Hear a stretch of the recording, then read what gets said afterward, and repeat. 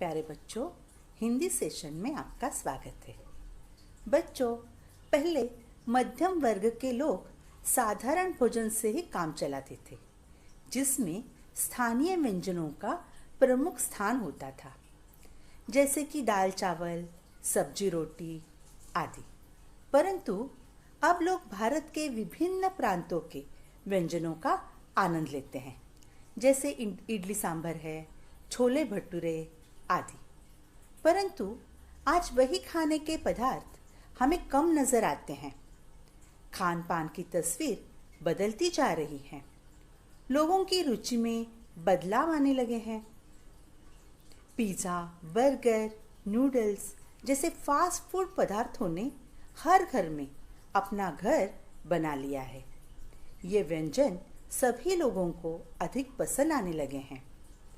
इस तरीके के खाने पीने में क्या क्या बदलाव आया है और ऐसा बदलाव क्यों आया है, यह आज हम वसंत पाठ्य पुस्तक भाग 2 पाठ 14 खान पान की बदलती तस्वीर द्वारा जान लेंगे। इस पाठ के लेखक प्रयाग शुक्ल जी हैं। पहले हम प्रयाग शुक्ल जी का जीवन परिचय करते हैं। देख लीजिए, प्रयाग शुक्ल का जन्म 28 मई 1940 को पश्चिम बंगाल के कलकत्ता, कोलकाता में हुआ। ये हिंदी के कवि, कला समीक्षक, अनुवादक एवं कहानीकार हैं।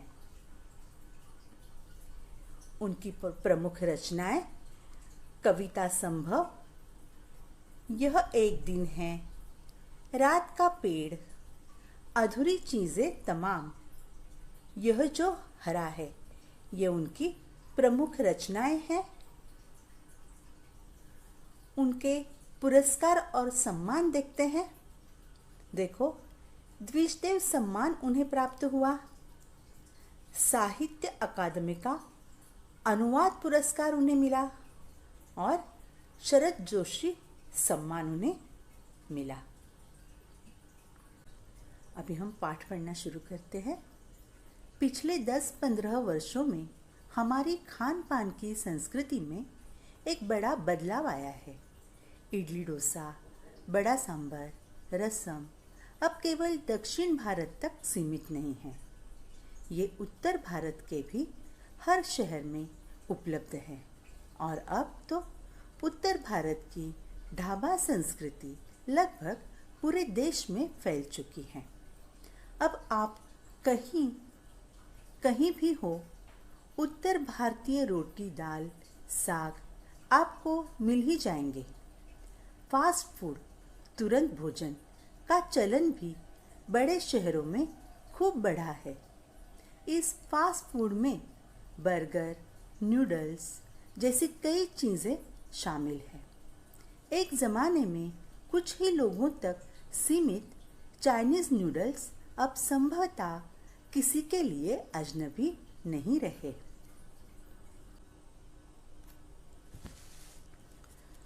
शब्दार्थ देखते हैं। खान पान यानी खाना पीना, उपलब्ध उसका मतलब है प्राप्त होना, अजनबी यानी अनजाना,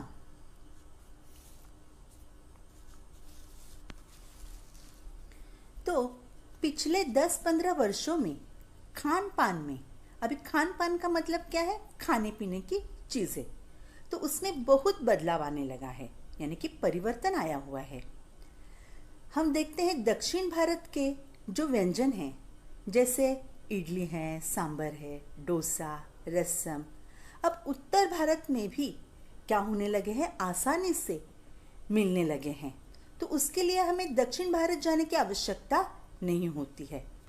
और उसी प्रकार उत्तर भारत की ढाबा संस्कृति पूरे देश में फैल चुकी है। अभी ढाबा का मतलब वह पंजाबी शैली का भोजनालय होता है। पंजाबी खाना वहाँ पर आसानी से मिल जाता है और वहाँ के भोजन में घर के भोजन जैसा स्वाद होता है। हम भारत देश के किसी भी कोने में जाएंगे तो भी हमें उत्तर भारतीय रोटी, दाल, साग इत्यादि पदार्थ आसानी से मिल जाते हैं। उसके लिए हमें उत्तर भारत जाने की आवश्यकता नहीं है। तो आज हम देख रहे हैं कि आज फास्ट फूड का ज़माना आया है। अभी फास्ट फूड यानी क्या? तो शीघ्र से तैयार किया जा सकने वाला खाद्य पदार्थ। फास्ट फूड का मतलब क्या है? शीघ्र से तैयार किया जा सकने वाला खाद्य पदार्थ। तो फास्ट फूड का चलन बड़े बड़े शहरों में अधिक प्रचलित है। शहर के लोग उसे अधिक पसंद करते हैं। और अभी फास्ट फूड में क्या पदार्थ आते हैं? जैसे बर्गर है, नूडल्स हैं। तो ये सभी को पसंद भी आते हैं और बनाने में भी आसान होते हैं। तो एक ज़माना ऐसा था कि बहुत कम लोगों को चाइनीज़ नूडल्स के बारे में पता था, परंतु आज किसी के लिए भी ये चाइनीज़ नूडल्स क्या नहीं है, अनजान नहीं रहे। बड़ों से लेकर छोटों को सभी को ये नूडल्स सभी को पसंद आते हैं और सभी को पता है। अभी आगे देखते हैं। 2 मिनट्स नूडल्स के पैकेट बंद रूप से तो कम से कम बच्चे, बूढ़े सभी परिचित हो चुके हैं। इसी तरह नमकीन के कई स्थानीय प्रकार अभी तक भले मौजूद हों, लेकिन आलू चिप्स के कई विज्ञापित रूप तेजी से घर घर में अपनी जगह बनाते जा रहे हैं। शब्दार्थ देखते हैं। परिचित यानी जाना पहचाना। स्थानीय का मतलब है एक विशेष स्थान का। तो यहाँ पर 2 मिनट्स नूडल्स आजकल के भागदौड़ के जीवन में लोग आसानी से तुरंत बनाकर खा लेते हैं और बच्चों से लेकर बूढ़ों तक सभी उसे पसंद करते हैं। तो ये पैकेट बंद नूडल्स सभी के परिचित हो चुके हैं। इसी प्रकार कुछ नमकीन के कई स्थानीय प्रकार, अभी स्थानीय का अर्थ है जो विशेष जगह पर मिलते हैं। ऐसे नमकीन पदार्थ अब भी कई जगहों पर मौजूद हैं। तो पहले ये नमकीन पदार्थ विशेष जगह पर ही पाए जाते थे, परंतु आज ये व्यंजन सभी स्थानों पर मिलने लगे हैं। तो आलू चिप्स जैसे कई नमकीन पदार्थ सभी पसंद करते हैं और ये तेजी से घर घर में अपनी जगह बनाते हुए दिखाई दे रहे हैं। आगे देखते हैं। गुजराती ढोकला, गाठिया भी अब देश के कई हिस्सों में स्वाद लेकर खाए जाते हैं और बंगाली मिठाइयों की केवल रसभरी चर्चा ही नहीं होती, वे कई शहरों में पहले की तुलना में अधिक उपलब्ध हैं। यानी स्थानीय व्यंजनों के साथ ही अब अन्य प्रदेशों के व्यंजन पकवान भी प्रायः हर क्षेत्र में मिलते हैं और मध्यम वर्गीय जीवन में भोजन विविधता अपनी जगह बना चुकी है।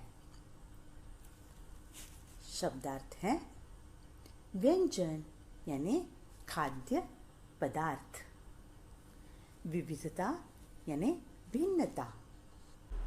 तो इसके पहले हमने देखा कि उत्तर भारत के व्यंजन हो या दक्षिण भारत का इडली डोसा हो, ये सभी व्यंजन हर देश में फैले हुए हैं।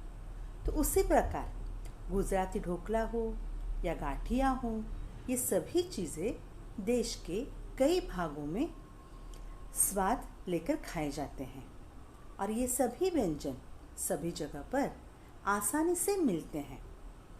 तो वैसे ही बंगाली मिठाइयाँ जैसे रसगुल्ला है, गुलाब जामुन है, ये सभी मिठाइयाँ बंगाल की मशहूर मिठाइयाँ हैं, परंतु आज यही मिठाइयाँ सभी शहरों में आसानी से उपलब्ध हैं। इसका मतलब अलग अलग स्थानीय व्यंजनों के साथ अब हमें अन्य प्रदेशों के व्यंजन पकवान भी हर क्षेत्र में आसानी से मिलते हैं।